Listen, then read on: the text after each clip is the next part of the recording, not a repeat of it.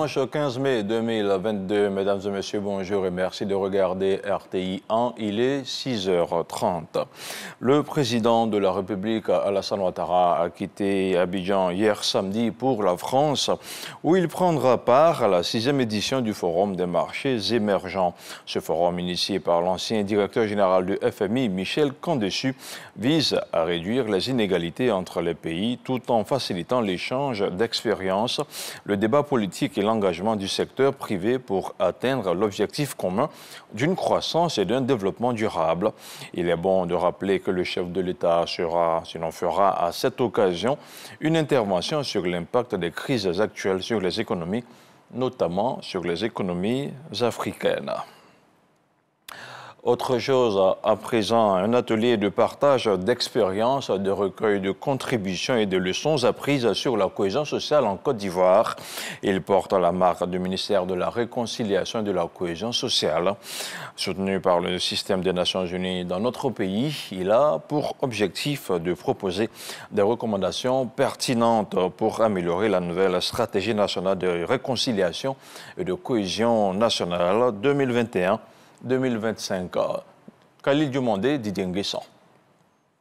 Renforcer l'architecture de paix et la cohésion pour accélérer le développement de la Côte d'Ivoire. Une mission à laquelle les différents experts réunis entendent apporter leur contribution. Ce partage d'expériences, présidé par le médiateur de la République, est initié conjointement par le ministère de la Réconciliation et le système des Nations Unies. L'Organisation des Nations Unies s'est mobilisée aux côtés de la Côte d'Ivoire pour renforcer la cohésion sociale, la paix et la sécurité. Aujourd'hui est le lieu vraiment de faire un bilan en mettant en évidence la consolidation des acquis et la capitalisation des bonnes pratiques. L'intérêt de cet exercice réside dans le fait qu'il nous permettra d'adresser au mieux les défis résiduels à venir. Je salue donc l'initiative de cet atelier. J'invite l'ensemble des participants à des échanges constructifs et fructueux afin que nos institutions respectives en tirent le meilleur profit pour l'édification d'une nation ivoirienne plus prospère et plus forte. Le ministre de la Réconciliation, Bertin Kouadio-Konan, s'est félicité de la mise en place de ce cadre de réflexion.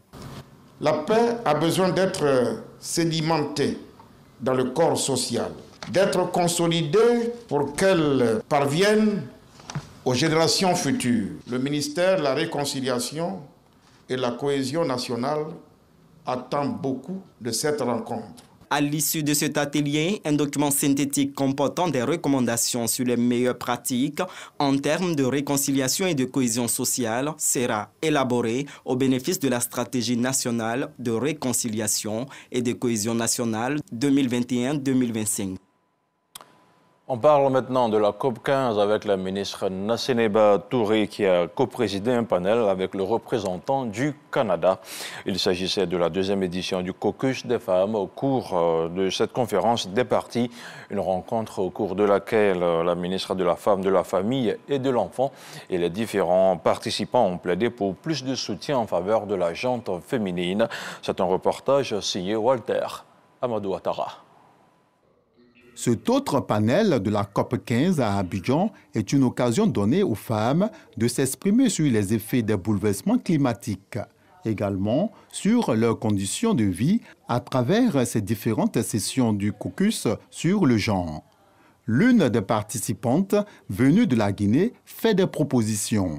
Faire en sorte que les langues soient vulgarisées dans nos langues locales, faire en sorte que les langues locales soient incluses dans les plans d'action et faire de telle sorte que ces femmes traditionnelles, ces femmes rurales, ces femmes de nos marchés, ne les négligeons pas, ce sont elles qui sont pourvoyeuses de solutions. À ses côtés, Hong Won-yu, chef de la délégation du Canada, co-président de cette rencontre, ainsi que Andrea Meza, secrétaire exécutif adjointe de la Convention des Nations Unies sur la lutte contre la désertification, sans oublier l'orateur principal Bob Rae, ambassadeur et représentant permanent du Canada aux Nations Unies. La ministre de la Femme, de la Famille et de l'Enfant s'est réjouie encore une fois de la tenue de cette importante conférence mondiale ici à Abidjan. La sécurité alimentaire dans notre pays dépend à plus de 65-70% des femmes. Imaginez qu'elles aient accès aux terres, que les lois les soutiennent. Et ces lois-là existent déjà, mais il faut les vulgariser, aller à la base, aller vers le peuple en milieu rural, dans les campements, et essayer d'informer ces femmes et aligner tout ça, bien entendu, avec notre coutume et nos cultures. À la fin de ces échanges, la ministre Nassénéba Touré a reçu un lot de matériel agricole composé d'équipements pour système goutte à goutte. C'est un don de l'Israël afin d'aider les femmes du milieu rural à produire davantage et en toute saison. COP15, toujours avec la délégation saoudienne qui a rencontré les missions diplomatiques et les organisations accréditées en Côte d'Ivoire. Les autorités saoudiennes ont aussi saisi l'occasion pour expliquer les initiatives de lutte contre la désertification, notamment l'initiative Moyen-Orient vert et l'initiative Arabie Saoudite verte. Laure Goretti, Patricia Omouetia pour le commentaire.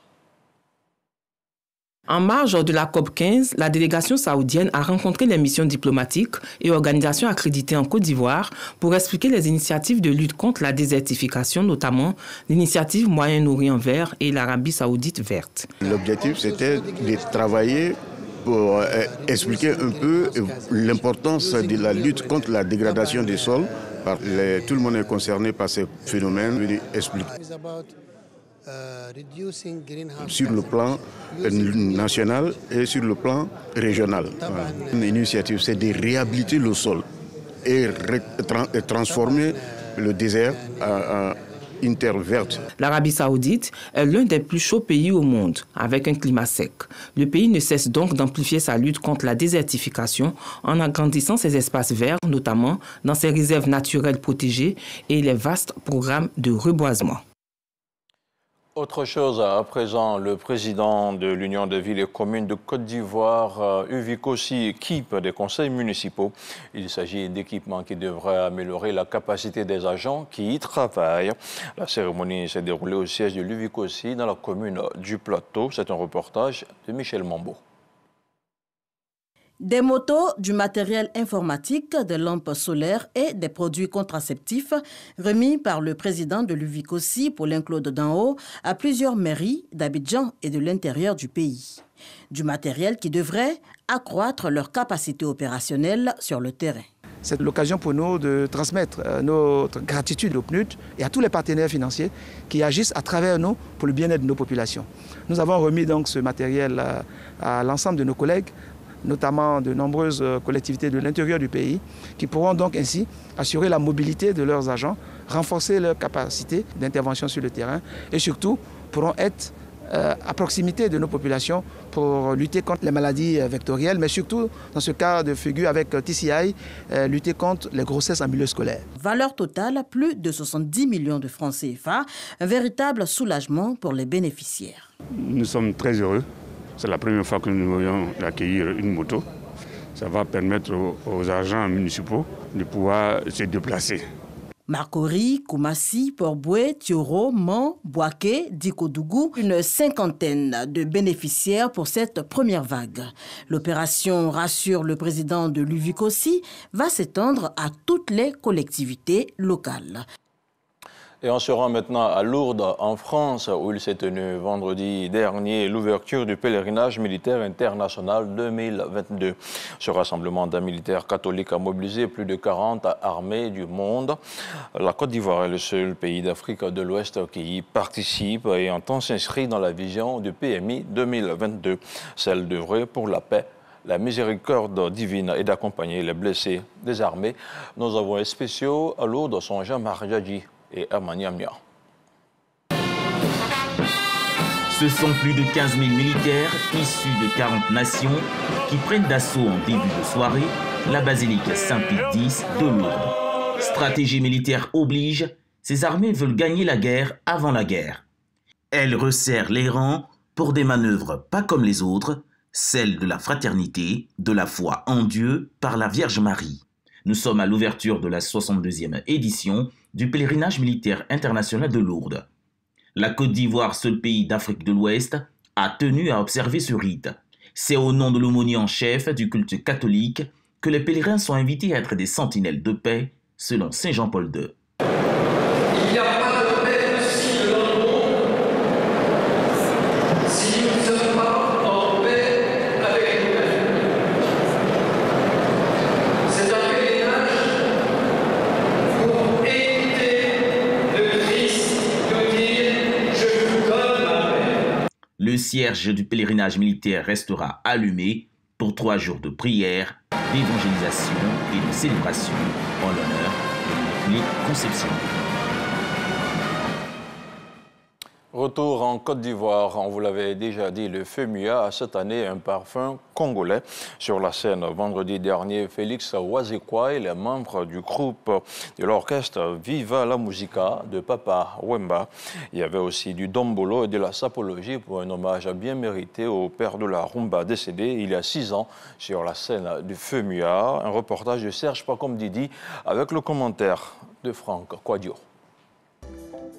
Les couleurs du drapeau congolais, le pays à l'honneur, flottent sur la scène de la 14e édition du Festival des musiques urbaines d'Anoumabou. Des pas de danse endiablés, d'un dombolo, saupoudré de rumba, servis savamment par Félix Wazekwa, l'une des figures de proue de la musique congolaise, et Viva la Musica, l'orchestre de feu Papa Wemba, légende de la musique congolaise.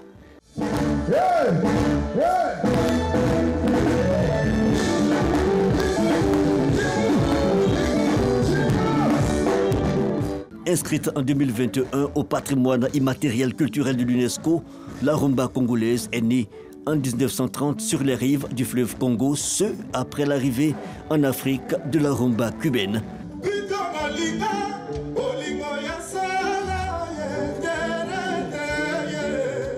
La rumba se caractérise par un mode de vie et des codes vestimentaires bien sentis, d'où le concept de la sapologie qui accompagne ce rythme musical. Occasion pour ces amoureux de rumba de faire montre de leur savoir-faire au niveau de la sape. Dans la sape, il y a plusieurs tendances. Vous avez le classicisme, le dandisme, et maintenant il y a le fashion. Moment fort, l'hommage rendu à Papa Wemba, l'un des précurseurs de la musique rumba, décédé le 24 avril 2016 sur la scène du FEMUA, avec l'orchestre Viva la Musica qui pérennise l'œuvre de l'artiste défunt. Il disait tout le temps, et que Viva la Musica de génération en génération. Donc après 6 ans, on est là, on reste fort et on continue avec Viva la Musica. Show me the way. Le Congo, invité d'honneur à ce FEMUA 14, il fallait s'y attendre.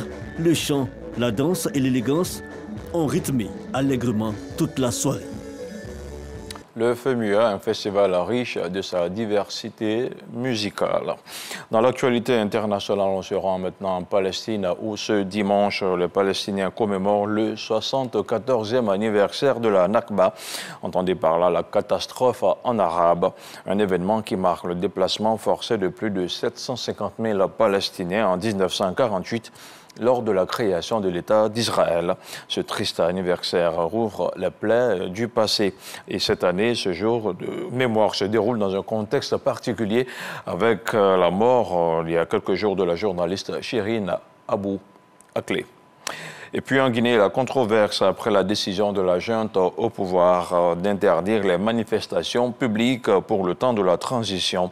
La mesure a été annoncée par la société civile, la mesure a été annoncée par la junte, une décision dénoncée par la société civile et les partis politiques.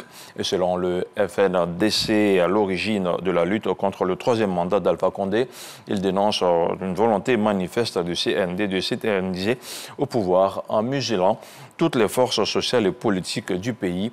Et le CNRD prévient qu'il ne se soumettra pas à cette injonction du pouvoir et reprendra les marches dès que possible. C'est la fin de ce 6h30. Merci de l'avoir suivi. On se retrouve ce soir à 23h.